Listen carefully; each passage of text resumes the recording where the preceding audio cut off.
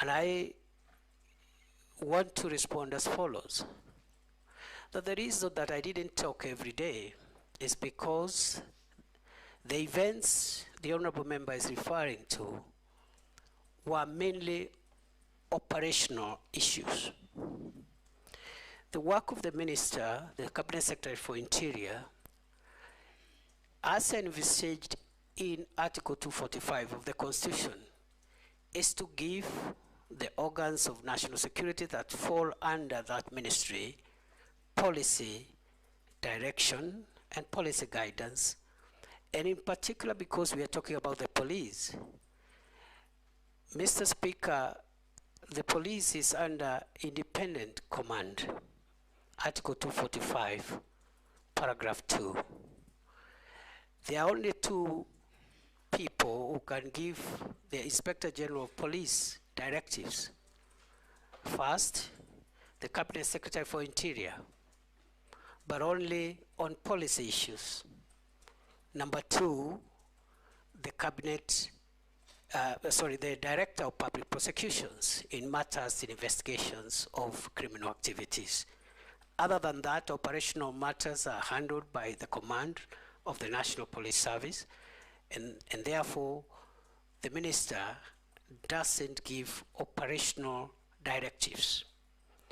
We have communicated the policy during my time in office, the policy of the Kenya Kwanza administration on policing, which includes zero tolerance on extrajudicial killings, zero tolerance on abuse of human rights, and restraints in the use of force. Limited only, the use of force being limited only to cases contemplated in the Constitution.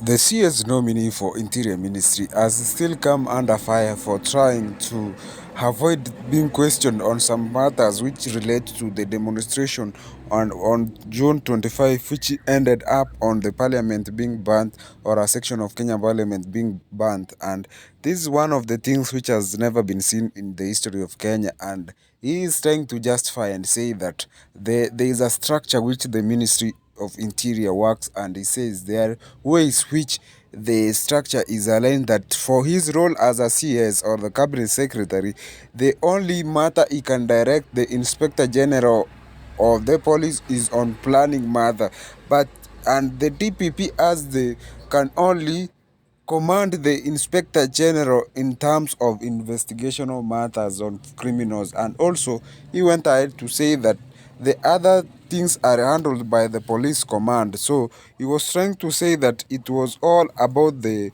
operational issue, not the planning issue. The operation which was handled down to the police. The police had their role, and they think they tried as much as they did, or as much as the parliament was occupied. He also went ahead to say that the deployment of the police to Haiti, or the peacekeeping mission in the Caribbean nation, has not and will not affect the operation of Kenyan police services.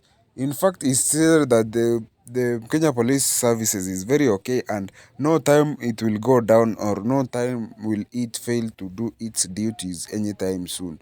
What do you think he was trying to say? Is he justifying, or do you think there is still a gap in terms of the way Kenyan police are handling their duties after 1,000 police left for the Caribbean nation of Haiti? Do you think the CS nominee will be back, or they might throw him under the moving bus? What do you think?